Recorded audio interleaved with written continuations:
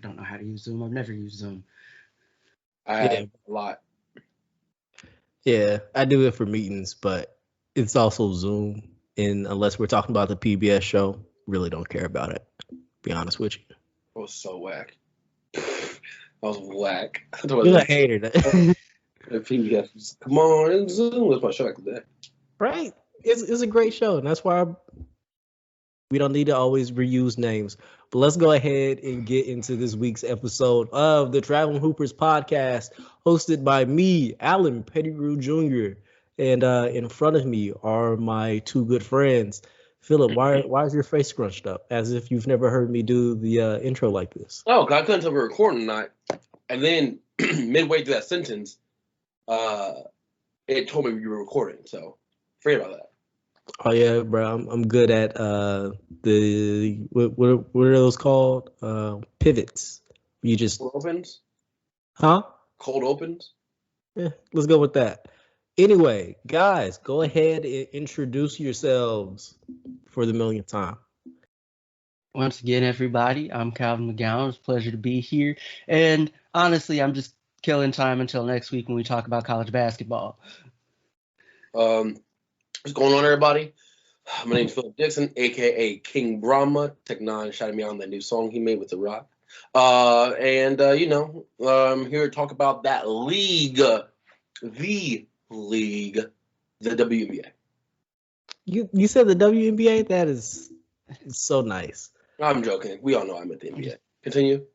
It was like the WNBA season ended like 2 weeks ago. Oh, congratulations to the Chicago Sky. Great story all around. Allie Quigley, Candace Parker, so many others. Sorry, guys. You will get a shout out at the end of this video. I promise. Note to editor. Anyway, guys, let's go ahead and talk to our fans about the biggest surprises of the league so far. It's only been 3 weeks in, so these will probably change in another 3 weeks. But that's all the NBA has given us so far because no one has. Yeah, actually, Kevin Durant been acting up, and I really appreciate what's going on over there. It's making for great TV. He out here throwing them sharp ass elbows and throwing the ball into the stands. I appreciate that, man. Keep it up, but don't get like a really bad rep because it's not gonna make me like you any less. I had to hear people complain about stupid stuff. But outside of that, Philip, I'm going to go ahead and open up the floor to you on your biggest surprise of this early NBA season. The biggest surprise of this early NBA season to me is the fact that the New York Knicks are the best team in New York, right? Between obviously the New York Knicks and the Brooklyn Nets. Now, before the season began, people were like, the Nets don't need Kyrie. I personally was like, the Nets don't need Kyrie. I still believe the Nets don't need Kyrie. But as of this date, they would not beat the New York Knicks. The New York Knicks have more fluidity, more flow, more impassioned play. The Julius Randle seems to have progressed since last season. RJ Barrett seems to have progressed since last season.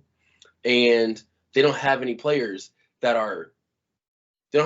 whose game is at a detriment because of these new NBA rule changes for the guards, right?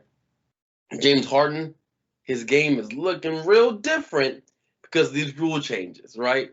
And it's pretty incredible to see how much that one singular rule, or whatever the rules are, shifted how these guards score nowadays. It's interesting to see. Now, I can't wait to see how they adjust because it's going to take some time for them to adjust because they've been doing the same thing for the last couple of years. But James Harden is one of these players who's putting up good numbers still, but he's having to change his game because of, the non-foul calls the foul calls that he is not getting, I should say, right? But that would be my biggest surprise of the season is the comparison of the New York Knicks to the Brooklyn Nets at this very moment. But on a side note, to go along with that, and then we continue forward with your guys' comments, The Brooklyn Nets, the New York Knicks possibly have the best, most entertaining fan base in all of sports, arguably. And here's why. They are so delusional. It is fantastic. So, Laker fans, for example, are delusional. But they usually have really good teams to back up their thought process. But the Knicks are delusional. And they don't ever have good teams. But as soon as a team that they have is average or a bit above average, they think that they're ready to run through a wall for the New York Knicks. And I'm just, here enjoying the ride because also people in New York City who are Knicks fans are ignorant. Not ignorant in a negative way, ignorant in the most entertaining of ways. And if you're on Twitter, if you're on Instagram, you're on TikTok, you're on any social media at all, you are seeing these New York Knicks fans, not Net fans, because they different. You're seeing the New York Knicks fans going buck wild. Bing bong, you know what I mean? So it's something to behold. And every time the Knicks do well enough, they don't do well actually. Every time they do well enough to get to the playoffs, which in the NBA is so minimal. Every time they get to that level, they kind of showcase why their fan base is so extra, and it's incredible to watch. So that's a little side note I had when it came to the Knicks. But for the main topic at hand, the Knicks are the best team in New York, and that is the most entertaining. All right. I got a question for you based off that. The Knicks, where do you see them finishing this season? They top 5? They're top 5. No, they're definitely top 6, but they have an opportunity to be top 5, right? Because Tobias Harris is going to be out for a little bit, from what I read earlier today. Ben Simmons scenario, whatever.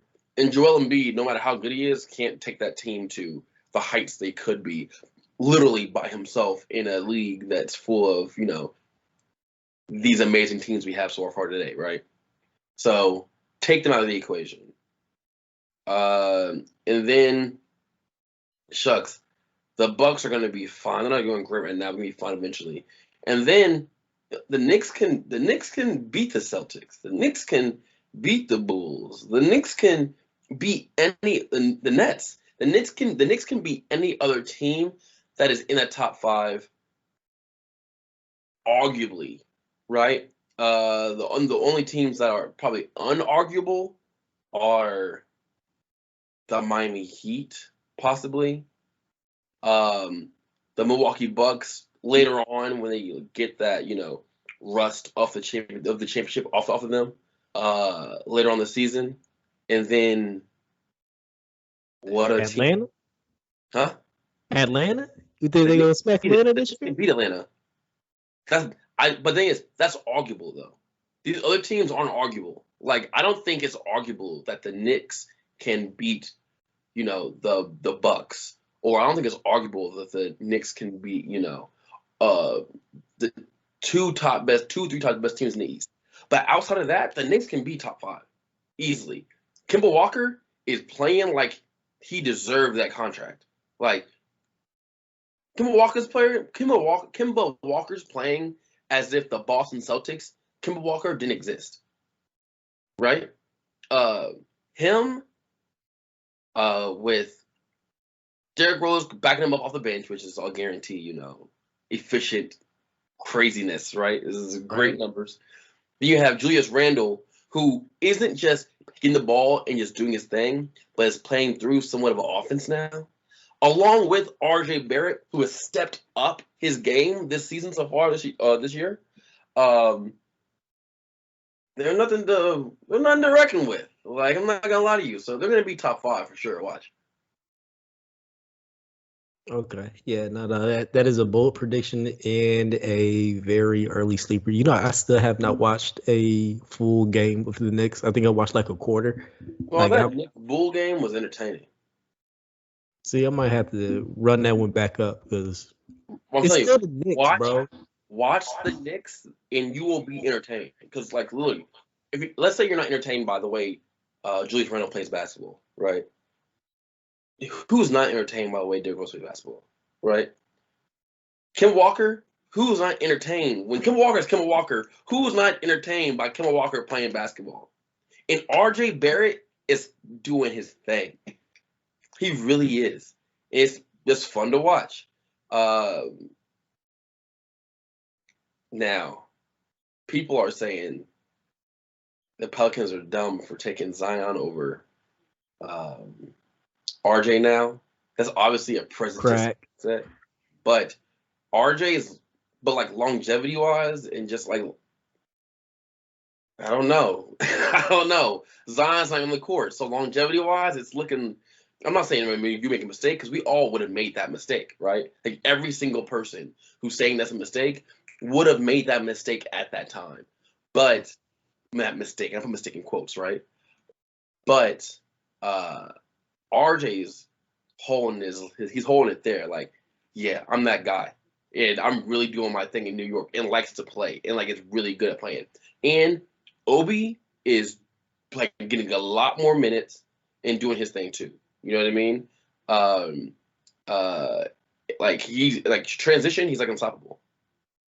It's pretty crazy to watch. So Knicks top 5. I'll put money on it. Alan, how much you want to put on it? Okay, well, let's put number 1 from Burger King.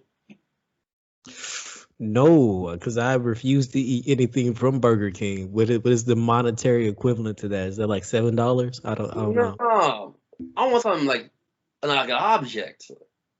You want an object? Canes? You eat Raising Canes?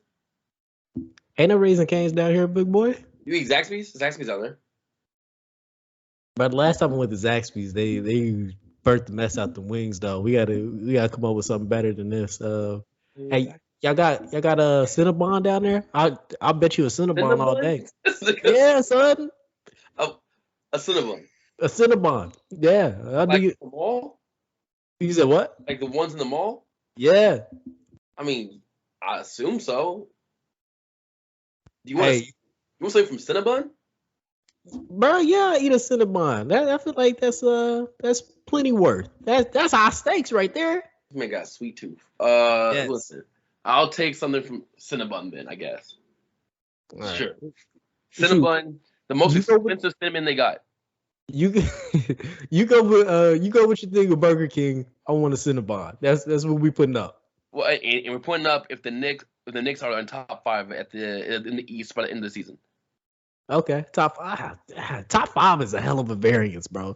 Because what ain't number 6 darn near putting you in what's that, play-in territory? Hey, I'm gonna need you to be confident. It's not a good bet. I'm gonna have to throw this one out. Sorry, big dog. I can't do it. I can't do it. Burger King. I can't do it, bro. That's a setup. Facts. I was about to set you up. Like 100%. But okay. But yeah, that's my big surprise for this year, though. Okay. Well, Calvin, I'm still calculating mine, so I'm gonna go ahead and let you take the reins over for this one. Okay, so first, just one like I've kind of looked at, and it's kind of surprising. Granted, I haven't watched a Nuggets game, but Michael Porter Jr. is not playing well. Like, I'm not sure if you've seen the numbers, but so far he's averaging 10 points a game off 33% shooting and 25% from deep. Ooh. On what? That is not what we were expecting. Yeah. Not at all. Like, exactly. Like the Nuggets playoff games he had last year without Murray, that's definitely not the thing we're expecting.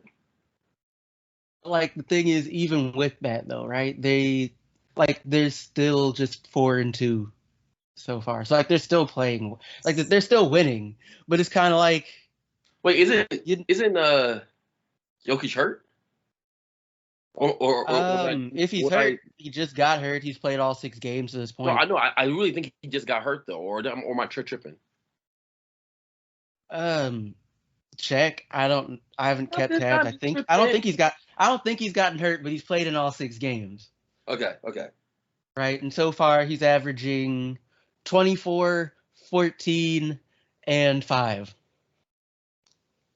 All right. Say it one more time. Jokic is averaging 24 points, 14 rebounds, and 5 assists. It's hilarious how I don't know how to spell this man's name, and I haven't gotten close enough. I haven't gotten close enough for Google to go, did you mean? That's bad. Now, how you messing up his name? His name's kind of simple, especially when we're talking about like the foreign dudes. Like it ain't Andre Karolinko. Listen, continue forward. I just want to put it out there that I spelled it so wrong that even Google was like, "You tripping?" Continue, Calvin. But nah, it's just like it's as far as one of my surprises, like that's one of them. It's just like how poorly he's playing to start the year. Not just that he's playing poorly, but like his team is winning anyway. But it's just kind of shocking. Also, the Wizards continue to not suck. They are 5-1 on the year. Dang it! I just had to give me a second because before we started, Alan was wondering who they've played. Yeah, and before you go over to them, while you looking this up, I just want to give y'all some numbers. So Michael Porter Jr. This is only his 3rd season that he's actually played, right? So this is basically his rookie stats all over again, except he's fouling more and more turnover prone, and that could just be because he's getting more minutes on the floor. Because he was literally in 16 minutes in that first year that he actually played, he was scoring 9.3 points, having 1.8. We'll call it 2. We'll call it 2 fouls a game and just under 1 turnover. Pretty much double the time he's playing in 31 minutes. 10.8 points, 2.5 fouls, and 2 turnovers. So he's basically playing the same, except he's not producing whatsoever. It could just be folks have the scouting report on him now. What? We kind of figured you out. Sorry. So, maybe the handle's not quite there. We can of course pick on you on defense. Yeah. And you can shoot over people, but and again, I want to watch the game, be more accurate. But I don't know, you can't really create. We can irritate you off ball. So that might be part of it. But even then, the drop off. Granted, still early in the season, it's kind of shocking. I'm not gonna pretend. To not be a complete Debbie Downer this early in the season, he has been a much better distributor with 2 assists a game. And he's much better on the defensive end, at least for the counting stats, with a career high 1.3 steals a game. So he's trying. Okay. That effect. It might come around. It might awful though. It might just be a slump to start the season offensively. But time will tell. As far as the Wizards, though, so far to start the season, they played the Raptors, the Pacers, the Nets, the Celtics, the Hawks, good teams, and the Celtics again in double OT. That was a crazy game. Those are good teams. Except for the Pacers are bad. In any way, shape, or form is always going to be a surprise. Literally, always.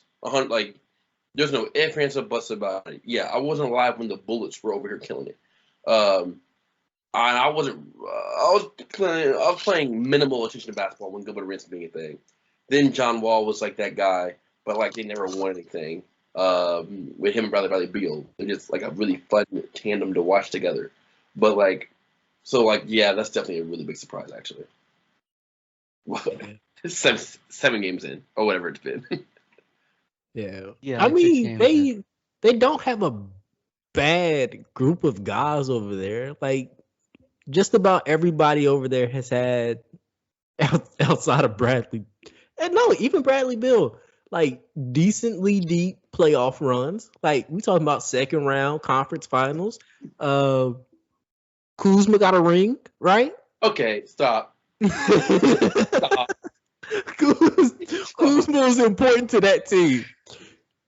Kuzma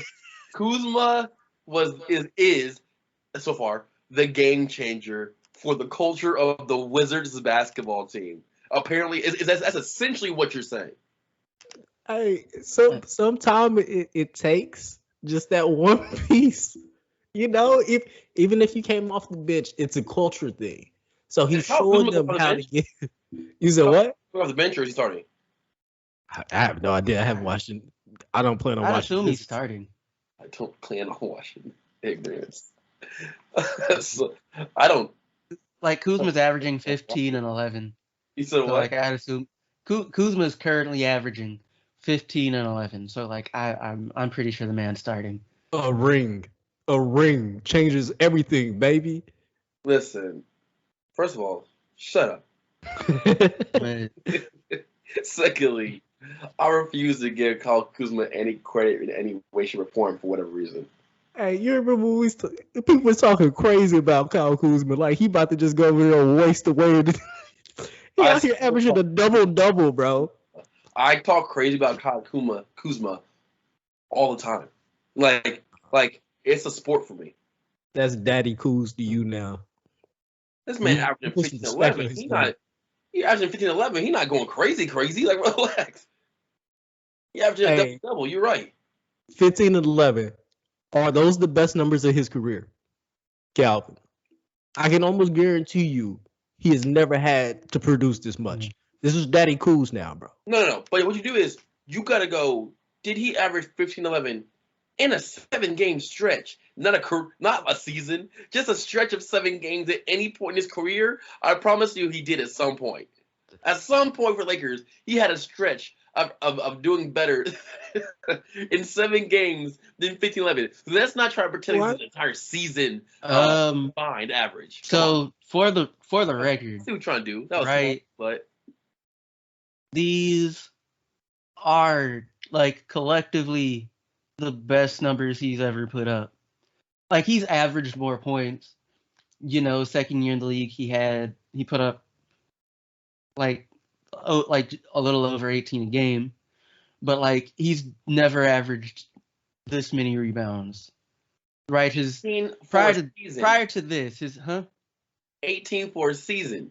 At some point in that season, there was a 7-game stretch to where he was killing. I guarantee. I guarantee that it's easier for him to have a 7-game stretch where he was averaging 25 than 15 and 11. Wait, because LeBron came like his sophomore year. That was when LeBron came, right? Yeah. Mm-hmm. Okay. Yeah. When they were the 10th seed in the West, rubbing it up. I got my people here. But like as far as rebounds, his closest average prior to this was 6.3 in his rookie year. That's what the leap looks like, guys.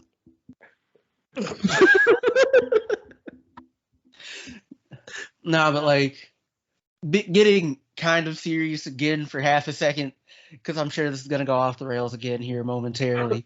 But like, I'm not gonna lie to you. When I looked at the roster prior to the season starting, it did not embolden me with confidence. I won't sit and pretend, right? It didn't.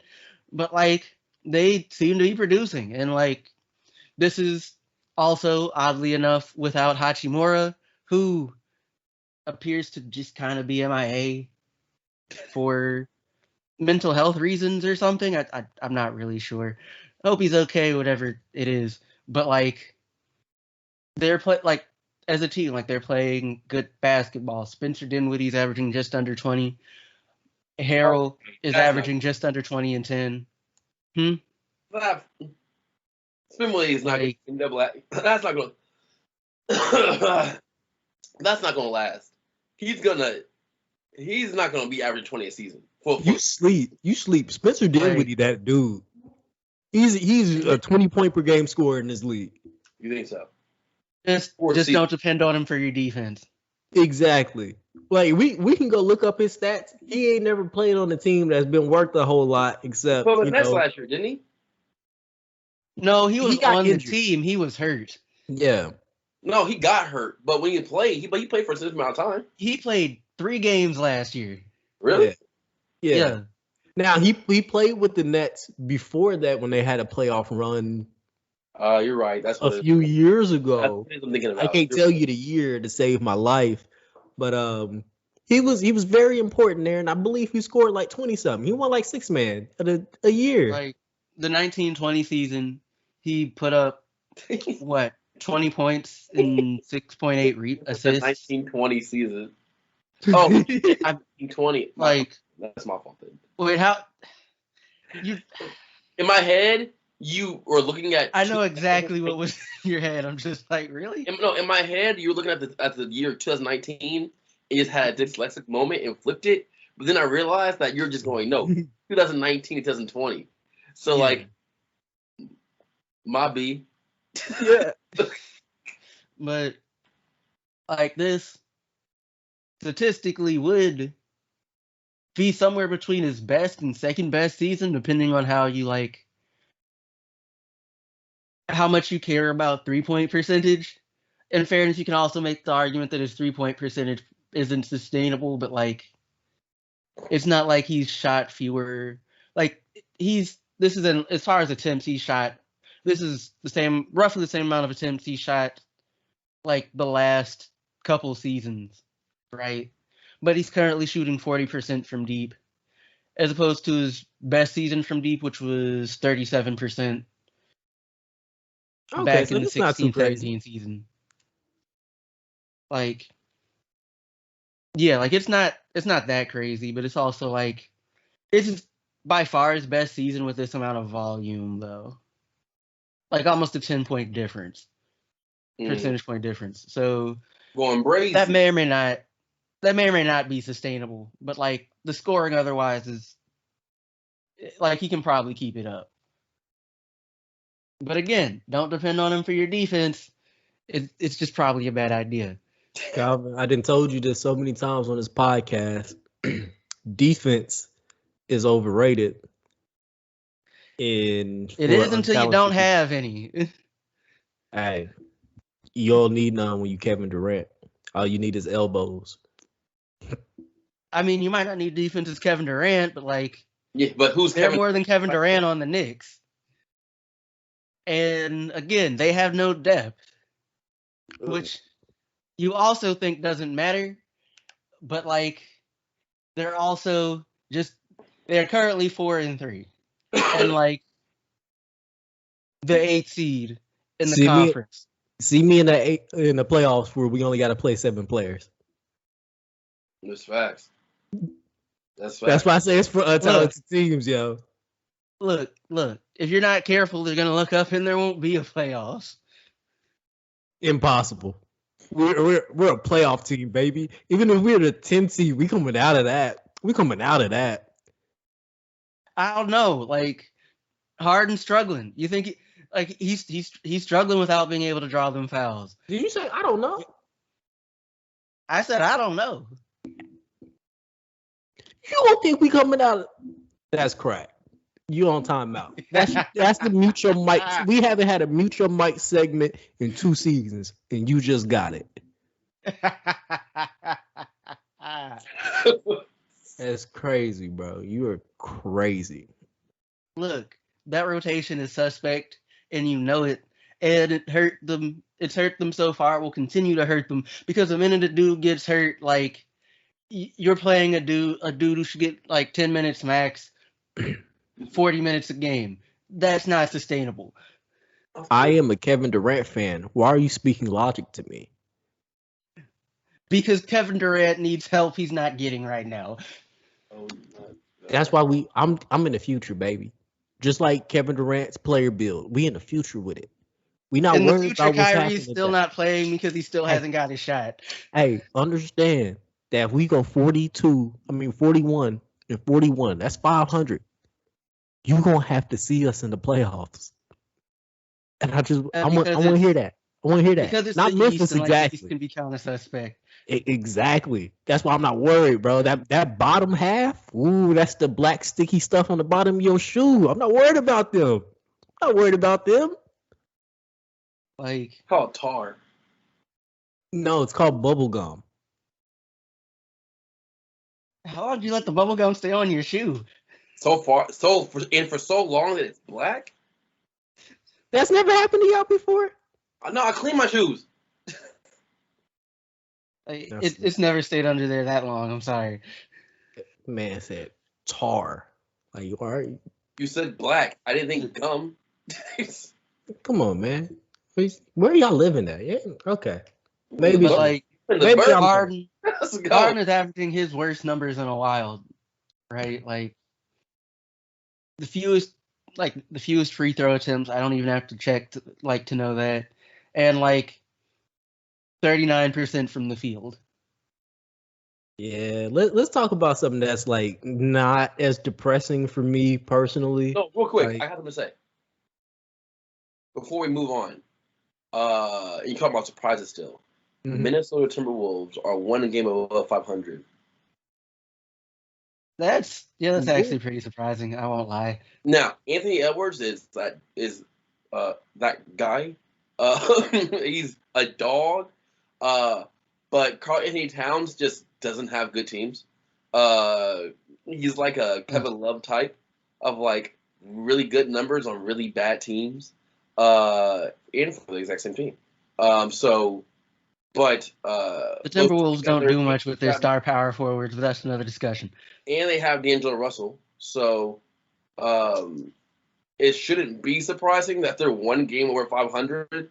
But it's not the fact that they're one game over 500. They're also really exciting to watch, like legit. They're like a fun team to watch because they just have synergy and can play well together and so on and so forth. So I would look for them to be a team that's going to be a playing game. You know what I mean? A playing game, 7th, 8th seed in the playoffs. But it's kind of just surprising to me that I'm even speaking the name Minnesota Timberwolves even 7 games to the season because I try my hardest to not do it. So the Timberwolves are the Knicks if nobody cared about the Knicks. Like, you don't do much with your star players. You haven't been good in forever. Like, I can't say that because Minnesota doesn't have a championship. Minnesota fans have nothing. I mean nothing to be a fan base about. Outside of the team being in their general location, don't have a single reason. No joke. That is a hilarious take. I mean, like, that's you're correct, right? At least, the Knicks had a championship back in like the late 70s. But like definitely since the 90s, right? After no more Ewing. Right? They're basically the same. Like, it might as well be the same team in a better location. Like, you'll have a decent player, but y'all don't do anything.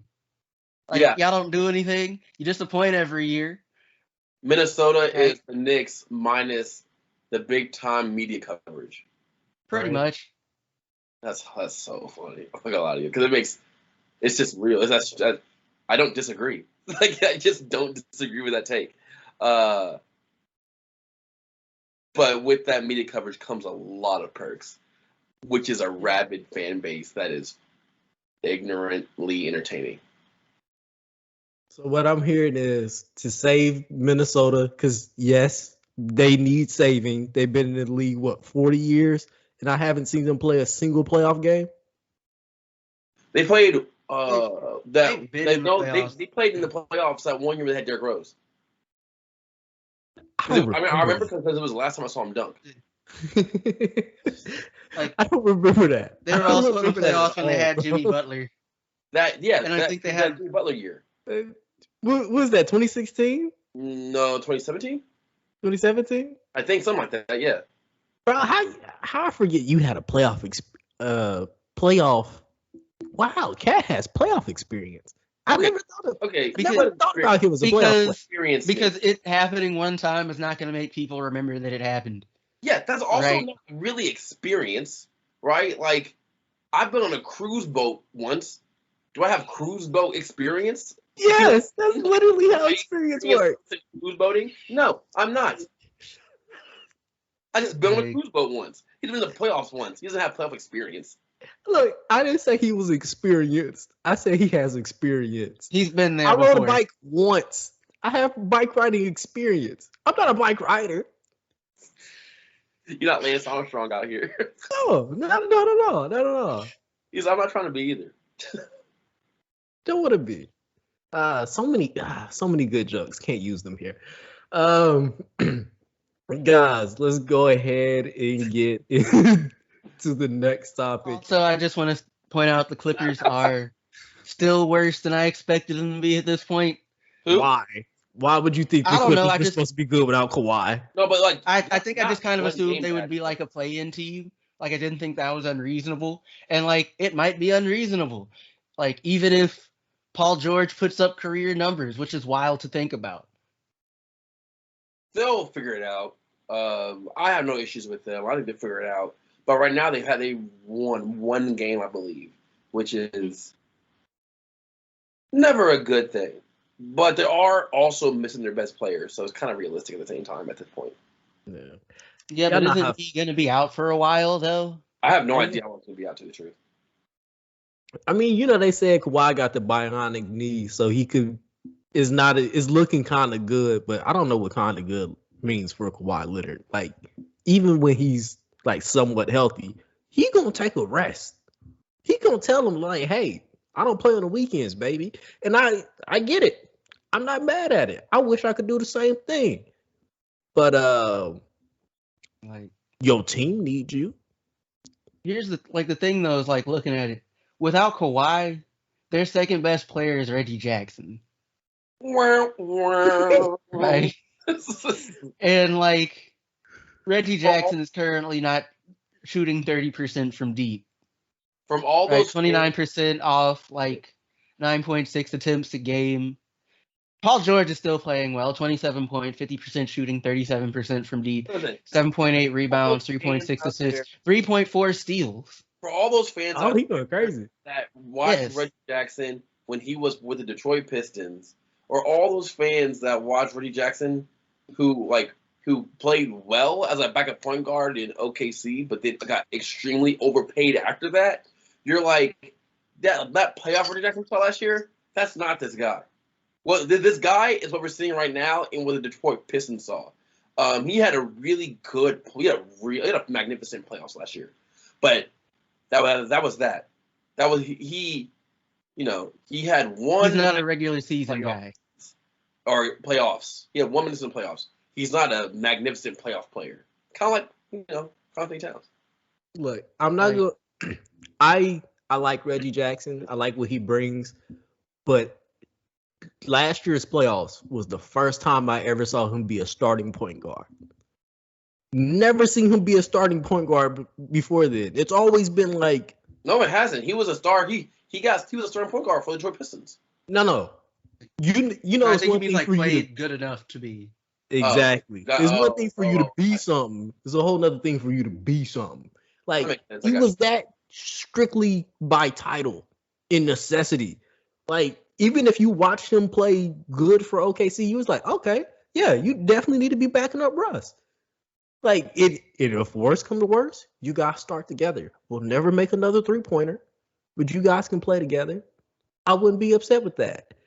But that's just not how life works. So we have disappointments like the Reggie Jackson experience. And people out here putting their hopes in Reggie Jackson. Yeah, I know. Those people tripping. For your hopes in Reggie Jackson. And is Reggie Jackson with the Clippers. Anything plus Clippers kind of makes it a little bit worse than it's already been historically speaking. Like, I don't know anything that has went to the Clippers and gotten better. That's true. The And I don't want to talk about drafting either because that's completely different. I tried. I don't have any kind of example to give you. Like I tried to sit here and think of an example real quick, but like I'd have to pull pen and paper out and figure that out because I don't have any examples off the top of my mind to give you. I'm sorry. I wish I was.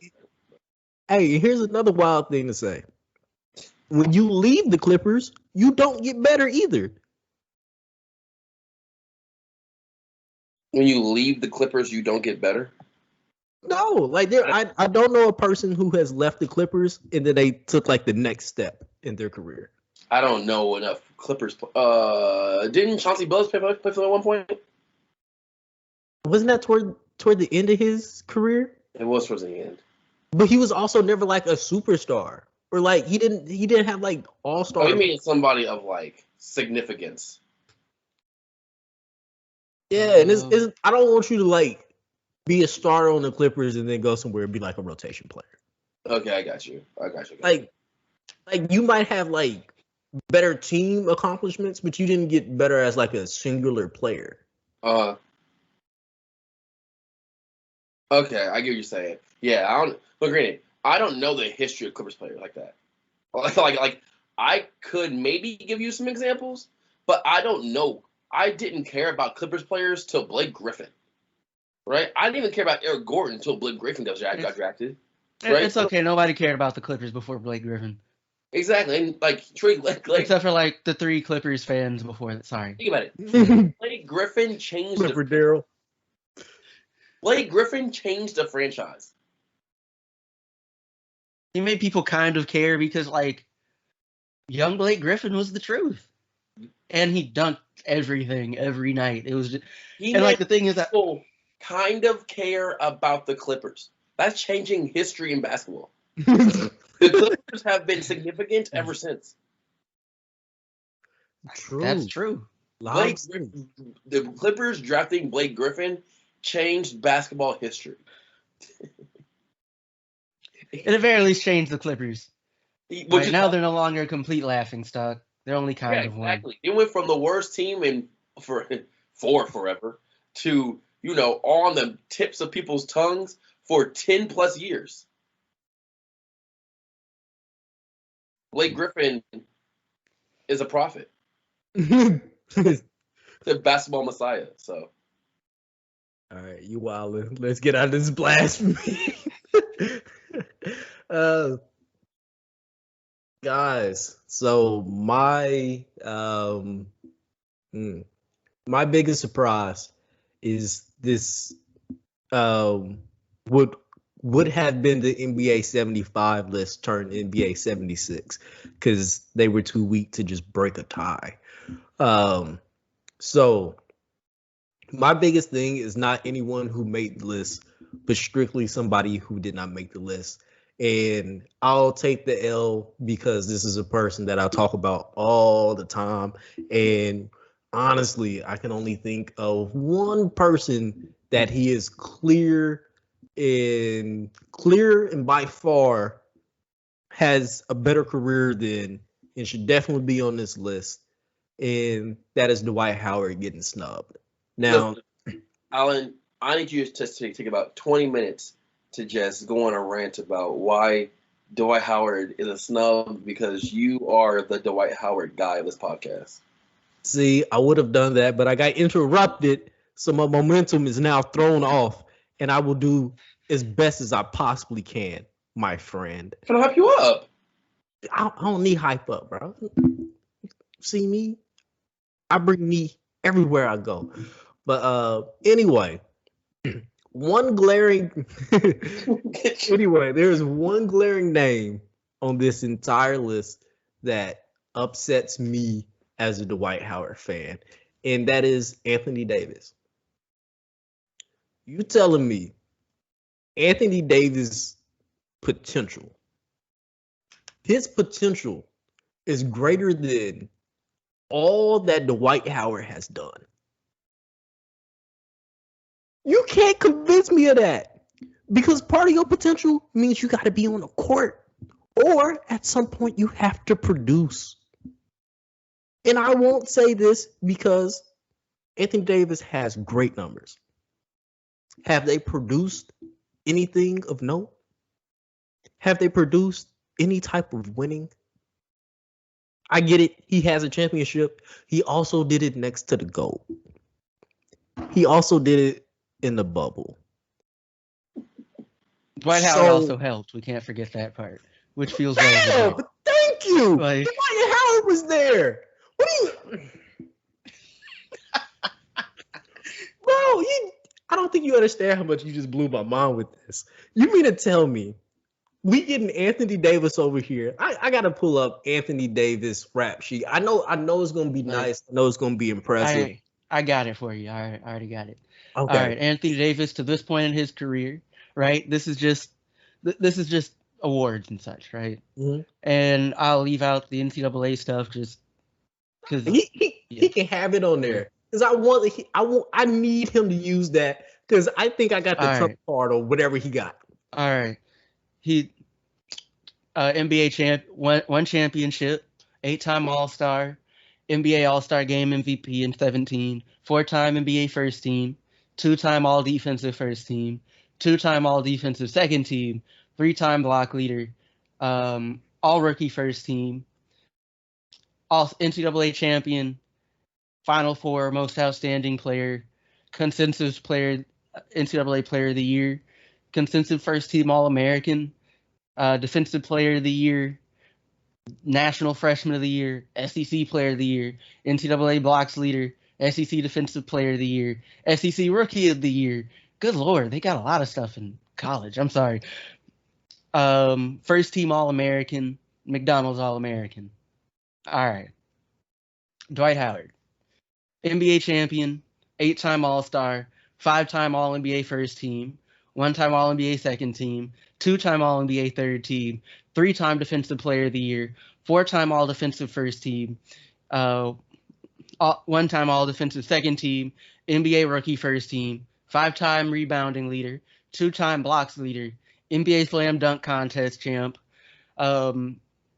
Naismith Prep Player of the Year, Jesus, Player of the Year, McDonald's All-American Co-MVP, First Team Parade All-American, and of course, Georgia Mr. Basketball. And I got an award that you just can't put on the list because it is a way of life. Dwight Howard. Oh yeah, 2 gold. I'm sorry. Oh no, you go ahead. 2 goals in international play. Also, compared to Anthony Davis's 1. Actually, he is 2, like just general international play. Dwight also has a bronze from the 06 Japan, like FIBA. That don't count. Anything before 08 don't count. Wait, so you're counting Anthony Davis's ride the bench 2012 gold medal? That's why I was saying I'm just listing everything that's here. Okay, because he didn't play like nearly like he played. He got backpacked. He played very, very, very, very. I would continue more if it would not get annoying. Small minutes. Their team manager did more than Anthony Davis did. He was the team manager, so he was there. He was there to get water. Go get us donuts. He'd buy this foreign country. He'd buy milkshake for America. Look. So look, when we're talking about potential and where we can go and what we can do, I'll give it to you. Anthony Davis has a higher ceiling. Dwight Howard pretty much done. I'll give him that. His done is also a double-double and still really good at defense after a broken back. So I do not understand how. Let's go back. Let's go back. NBA All-Stars. Even. 8 for both of them. NBA championships. Even. Mainly because Dwight Howard made sure he got that. All NBA first team selections. 5 for Dwight. 4 for our unibrow ferret. What's this? What's your fault? All NBA appearances. We got 5 for Dwight. We got 4 for our young friend. Are we including first, second, and third team, or just first team? We don't even have to go by second team, because you want to know who doesn't have any second team appearances or third team? Anthony Davis. Yes. That's funny. I mean,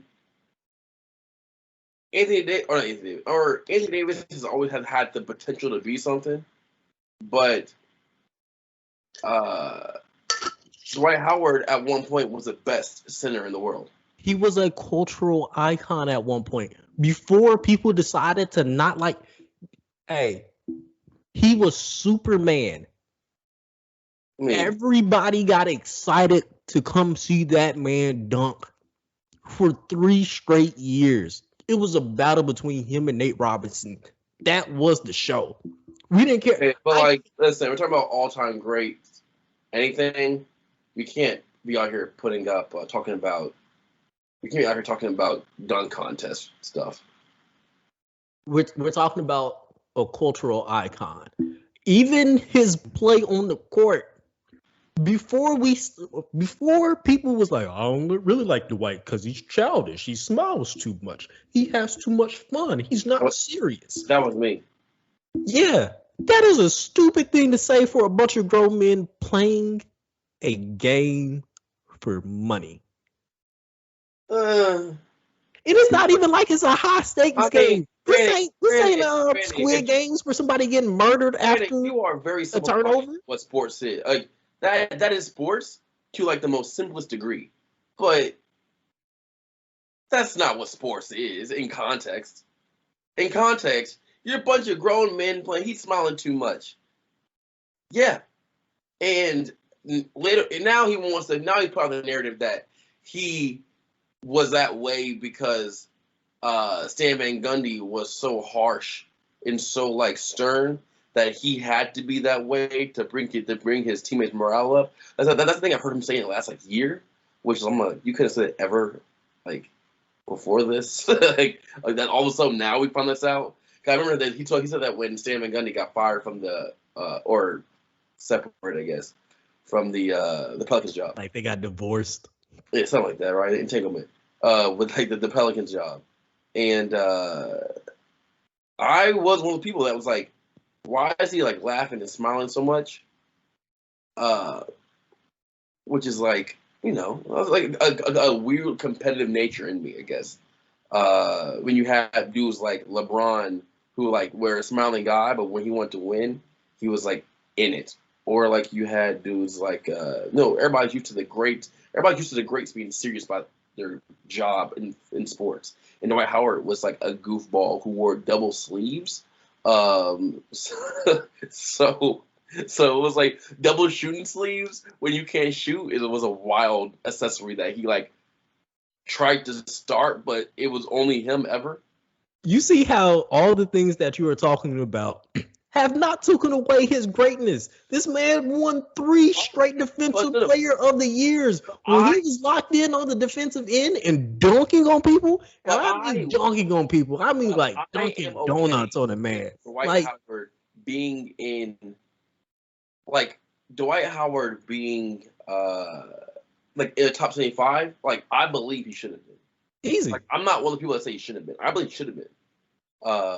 But I did have issues with Dwight when he actually played, or when he like played significant roles and minutes in the NBA. But with all it being said, as you just mentioned, he should definitely be a top 75 player ever, 100%. Easy. Yeah, it's not like him being that way is not a wild thought process. Look. And I would love for us to sit down and do like an exercise or thought experiment, and we take it back to what they were doing for the NBA, the NBA top 10. I mean, not the top 10, but the top 50. They just took the 10 best players at their position for the top 50. Is Dwight in your top 15 centers of all time? Yeah. Yeah. I mean, now is Anthony Davis your top 15 power forward of all time? All these years he couldn't develop a hook shot. 100% still bothers him to me. Like if you were alive and paying attention to basketball in that moment of time of like 5 years to where Dwight Howard was doing the Ben Simmons of like having off-season footage of him like doing footwork moves with Hakeem Olajuwon and shooting backboard jumpers and hook shots. Like, he did the Ben Simmons before, and then all of a sudden you go into the game and it's not part of his game at all. Like, he did the Ben Simmons formula before Ben Simmons was in the league. And that was the Dwight Howard formula. So if you're angry at Ben Simmons for what he was doing now, or like in that context, or when it comes to that kind of stuff, not the contractual stuff. If you're mad at Ben Simmons for that kind of stuff, you are also the same person who would have been mad at Dwight Howard for doing almost the exact same thing. Also a Dwight Howard teammate, ex-teammate. So, again, Anthony Davis, you're looking more like Ben Simmons than Dwight Howard. Just saying. But like here's the thing though, right? And part of why you might not necessarily be upset of, like, hypothetically, right? Same people wouldn't necessarily be upset at Howard like they are with Simmons. Is it like, unlike Dwight, right? It seemed with a lot of Simmons' problems seem to be mostly mental. Like he's actively like not being as aggressive as he should be, in spite of wanting to be the main guy, right? But not not being aggressive like you would need to do, right? Not actually trying like you need to. And like, you can say what you want about Dwight, but you're never gonna say he didn't try, right? Like, you're not like, you're gonna sit and be like, yeah, dude who had multiple seasons of like 20 and 13 plus didn't try to play like to like on the offensive end or something, right? Now, like, it all didn't necessarily show up in his game, but you're not gonna be like, oh, he didn't give the effort, right? And you can look at Simmons and be like, yeah, he didn't give the effort. Yeah, he turned down a wide open dunk, right, in the playoffs, right? You're never going to say that about Dwight. You might be like, in spite of all that off-season footage of him working on free throws, his free throw shooting is still hot garbage. But, like, he didn't turn out a dunk because he was afraid to shoot free throws. Ben Simmons, this segment is about Dwight Howard. I don't know how you keep catching strays. I didn't do this, by the way. My gun is still in my holster. I ain't shot nothing at you. I even compared you to Anthony Davis, one of the greatest 76 basketball players of all time. Ben Simmons, Dwight Howard, who we still don't think should be on that list. So Ben Simmons, Dwight Howard off-season narratives are similar. Like, you see them in footage work on things in the summertime, or you did for Dwight. You see them work on things in the summertime that you will never see them do in games every single season. And Ben Simmons just following the formula that Dwight Howard set up for a cool minute a long time ago. You know what I mean? And I really didn't connect these dots till this conversation. And I'm like kind of impressed with myself that I did, because it makes a lot of sense. Because the same reasons I'm mad at Ben Simmons, not the same reasons, but one of the reasons that upset me about Ben Simmons, and like, he gonna be shooting threes this year, I had these exact same emotions with Dwight Howard with the left hook. Like, that's all it was for him. He gonna develop that hook shot this year instead of just screening and rolling. And then, and the fact that he became the best post player in the NBA by just screening and rolling and dunking is kind of ridiculous in his own right. Either he was really good at basketball, or the centers were really bad at that time. Oh, the centers were awful, by the way.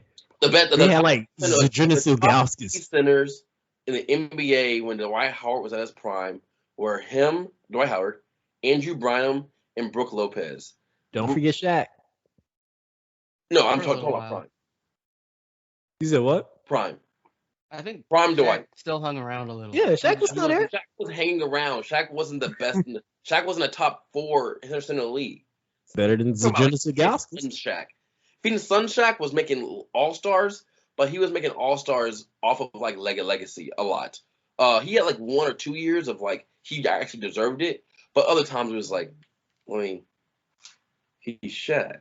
You know what I mean? So, he got the Kobe treatment. Yeah, Kobe should not have been in some of those finals, or should not have been in some of those games, but no. Hey, we really got to stop that. I really hope we've seen our last little bit of like, oh, here you go.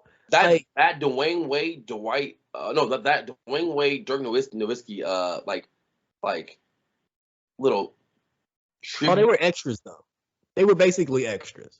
Like they didn't actually get like a vote. I don't need you to get an extra though. I know you can be a team captain. I'll let you be a team captain. I'll let you be a team captain. Yeah, as long as you're not taking up a roster spot, cool. I just don't want to see fans be like, he deserves it. No, he doesn't. He sucks. Played. He said what? Dirk played in that game. Oh yeah, they played, but they didn't take up like a voting spot. If that makes sense. I don't want to see you on the court. And I'm being dead serious. Like I don't want to see him on the court. Like I get it. You were great. But are we going to do this to every great player at every? No other sport does that. Are we going to do this to every single great player to ever play NBA? Because eventually, okay, you did it for Dirk, you did it for Dwayne. Eventually, someone's not going to deserve that little captain spot, and they're going to get it. And it's going to be like, what are we doing here? You know what I mean? And then that's when I get annoyed. I'm like, and that's when you shouldn't have started in the first place. All right, like, Captain Derailment. Let's get back to Dwight Howard and how my bad. You're right. How he deserves to be on the top 76 way more than Anthony Davis at this point. And look, Anthony Davis beats Dwight Howard in one category. He led the league in blocks one time more than Dwight Howard ever has. And that is a really, really great thing. But if we go by like the advanced statistics, I guarantee all of the seasons combined do not, I repeat, do not have a better defensive rating than any one of Dwight Howard's seasons when he's in his prime. And we're not talking, his prime wasn't just like the 3 years where he was winning defensive player. It was 8 years. That's almost a decade of just throwing people shit. We haven't got that from Anthony Davis. I remember when Dwight, like, I was like prime age, late middle school, high school for Dwight being like that guy. And like, dude had like, got milk posters in like every cafeteria in the country. Like, yes. Dude was really like I talk all that crap about him.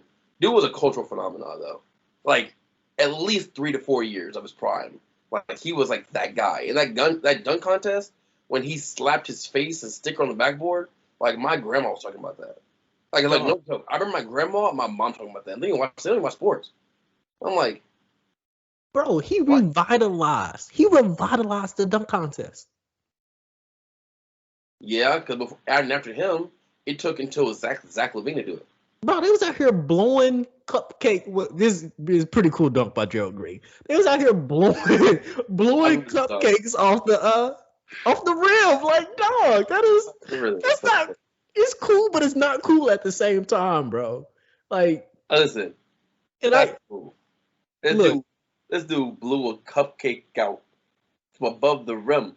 That's crazy. Dog, it's like cool adjacent. Like I'm glad that you did it, but like like go put your arm in there, dog. I'm weak. That's cool adjacent. I mean, listen, the fact that Dwight, like right now, off the top of my head, I can name like 3 Dwight, dunk contest dunks. Is an incredible feat in its own right? And he was a cultural phenomenon for like dunks at that time because he wasn't just like a dunker. He was like a dunker also, as I mentioned earlier, the best player in his position in the NBA. So much so that he made Shaq insecure about that Superman thing. So it was a whole thing, But at the end of the day, Dwight deserves to be in the top 75. I don't care who you take out. Dwight needs to be there. Look, and I think if you take folks out, my recommendations, and don't really matter which one. The people with black and white pictures gotta go. Allen ageist. AD, Yes. Dame, Carmelo. No. Yes. Wait, who were your three players again? Anthony Davis, Yes. Damian Lillard, No. Carmelo Anthony. Okay, so I rescind my no for Damian Lillard because I feel like his window of greatness has been shorter than Dwight's overall. Dwight got 8 years. I think if we being real, Damian Lillard's probably like 5 years and being like, oh, okay, we ain't never seen this. This is crazy. This is nuts. Melo, because he has scored so many points, I could see people being like, oh, he deserves it. But again, when we look at like resumes, and I get it, if we tie in like international stuff and college stuff, that resume that Melo has, absolutely ridiculous. He's going to have the All-Star appearances. He might even have more like first team All-NBAs. I'm not about to look that up. We almost at the end of the show. I don't care that much to really be going through it.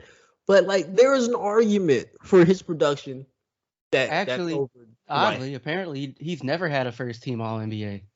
Well, I lied. Going back to Dwight over these dudes. I just looked at that. Look, I'm gonna say something, and I know it's true, so I don't care how any of this goes out. When we talk about durability, we have to talk about, especially for a big man, we gotta talk about Dwight. Pre-breaking his back, this man organ his back broke. Pause. This man literally missed 7 total games for basically an 8-year stretch. He missed 7 total games. He's very dependable. Very. And we're only talking about 2 seasons where he didn't play the max, and it wasn't because of like injuries, probably like rest or whatever. You want to know who has never played more than 75 games? Anthony Davis. Anthony. Oh, I was about to be very rude with my nickname for him, Davis. Like, no, we're that boy Sam Bowie in the body. Like, oh no, I'm not okay with this at all, bro. It's like no disrespect. The year after Dwight Howard broke his back, he played 76 games with the Lakers.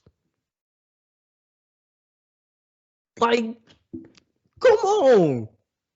Come on. Really? This man was a big Dwight fan, man. Bro, look, when I tell you, at the beginning of 2Ks, after you win a championship, they give you the first 2 championship teams. When I tell you I played with the Lakers maybe 2 times out of the 1,000 times I played 2K10, I was like, why? Why would I choose Kobe over Dwight Howard? I can't shoot on this game. It don't even matter. I'm gonna just block everything. I'm gonna block and dunk everything. What are we playing this game for? What are you playing? Yeah, man. What'd you say? I was repeating what you said because you really impassioned by this whole entire thing. I feel your energy. Go out of you. No, I really think if people knew who like my favorite players are, like the ones that I like die hard, they'd be like, why do you live this way? It's like, because they enjoy things. Dwight Howard looks like he enjoys himself. Kevin Durant, he be looking grumpy most of the time, but he seems like he enjoys himself. Like, I'm really out here rocking for the dude that looks happy at his job. I don't want to be unhappy. That doesn't seem fun. Granted, Kevin Durant ain't truly looked happy in years. Yeah, that's because he clearly working on something on the inside. like I know this might say it is what it is. He working on something on the inside. And I get it. You gotta work out that demon. It's gonna be a great book if you ever decide to release it, or the best Twitter thread ever. Whichever one you decide to do, I'm on the fence about reading it. Kevin Durant's gonna be like, has a burner count? Man, You know what's so bad? You know what? I bet Kevin Durant's feeling this and just goes all excited about it. That'll be hilarious. It's like not Kevin Durant's memoir. It's gonna be the Twitter day. So, if I may, though, real quick, away from Dwight Howard a little bit, because, of course, as we mentioned, Melo is on the 75 all-time list, and, like, I don't really think he should be there. Right? And a lot of it is just, like, again, right, first off, one, Dwight Howard's not on the list, and, like, the accolades for Melo aren't really there. The playoff success isn't really there. Like, and, okay, I'm going to put it like this, because I've thought about this and, like, how to phrase it. So, way back around the time I think, when he first got on the Knicks, or, like, during that time, right, I'm in high school, I get Sports Illustrated, and they do like a cover story about Melo, and they'll just ask a question, right? Is basically like, is he really like one of the best players in the league, or just like one of the greatest role players of all time? Right? To phrase it, I think the answer is one of the greatest role players of all time, because like he never really did what he needed to do to be the guy for real. Right? He didn't put in the effort on things that aren't scoring. Right? He had like one season, right? And like the rest of the time, it's just like, yeah, you scored, but like you didn't do anything. If we're gonna make the argument that like, I feel like we're going to make the argument that there are dudes should be left out who put up numbers like that, then like you can't necessarily put Melo in, because he put up numbers like that, but it didn't really mean much. Right? Ooh. Melo kind of like high up there on like the all-time scoring list. I think he like the only person who didn't win a ring like that. Like AI's up there, kind of close to him, but again, kind of like cultural phenomena. Is Allen Iverson top 75? Yeah, he is. Yeah, he's on the list. You can't make that role player argument if Allen Iverson's up there. But he also physically couldn't do anything else besides put the ball in the basket. But Carmelo Anthony, the way he plays the game, is Iverson's been to a modern version of how people play basketball. Like, Wait, what? Repeat that? Oh, the way Carmelo Anthony plays basketball is a more modern version of how people play basketball. Like, you have scores, people who just score, and how many people in the top 15 aren't in the top 75 of the list? I'm going to guarantee probably zero, besides Carmelo Anthony. Carmelo Anthony has been on really good teams that have underachieved, unfortunately. One of them being the Denver team, where they had AI and Chauncey Billups, that kind of stuff, and Kmart. They're one of the best teams in the league, but they underachieved. You know what I mean? I think he was also a victim of circumstance. But I would never go as far. Me personally, I would never go as far to call him a role player of any kind, shape, or form. I think that's widely disrespectful to this man. Imagine scoring almost 30 points a game and someone's like, you need to do more. Excuse you? How about you go get somebody to go stand in the corner and play defense? How about that? But like, here's the thing, though, right? Like, we in the game because of me, son. But it's just like, we don't win because you don't do what you need to do as supposedly it's like the best player on the team, right? Tell somebody else to go do that. I scored 30. You can't, but like, here's the thing. Like, if you're going to do that, you can't say you're the best player on the team, though.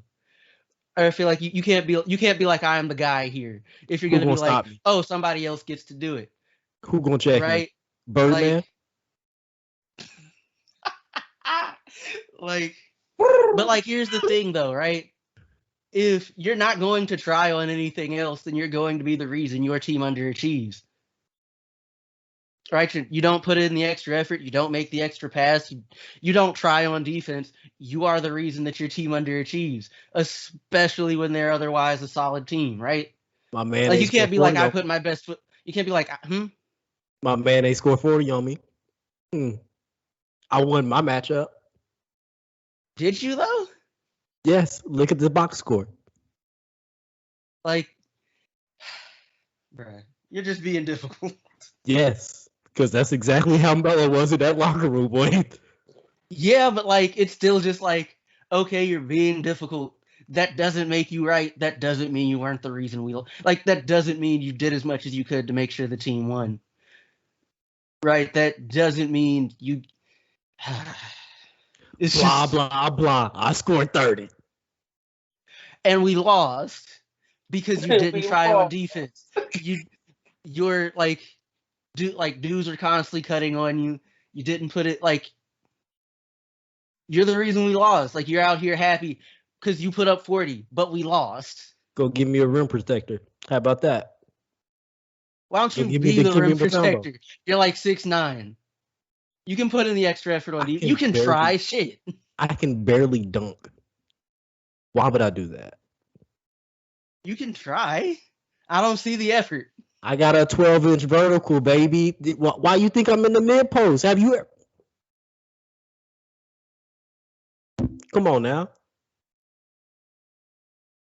Like, I don't even know what y'all talking about no more. we're just. I'm not gonna lie. We're having we're a mock basically- interview, and I'm Our Carmelo. basic argument GM. boils down to whether or not, like, just because you put up 30, that means, like, you shouldn't have had to do anything else. That's what this argument basically boils down to. If Yeah. you can find me somebody else Like- in this league that can score 30 every single day, go ahead. It's just like, but you don't do anything else. All the other dudes up in that range can do other things. They pass the ball. They shoot higher percentages. They get more rebounds. Sound like they better than me. You should go get them. Oh, you can't? Shut up. But then, like, you can't be mad when, like, you fall off and dudes don't want to sign you no more. Right? Because you never did anything else to begin with except put the ball in the hoop. How's that not a role player? That's besides the point. You talking That's about exactly the future. the point. That's I'm exactly still the in point. Denver, baby. I'm still in Denver. I don't know what you're talking about. That ain't happened to me yet.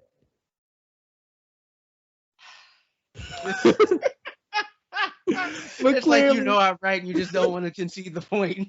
Exactly.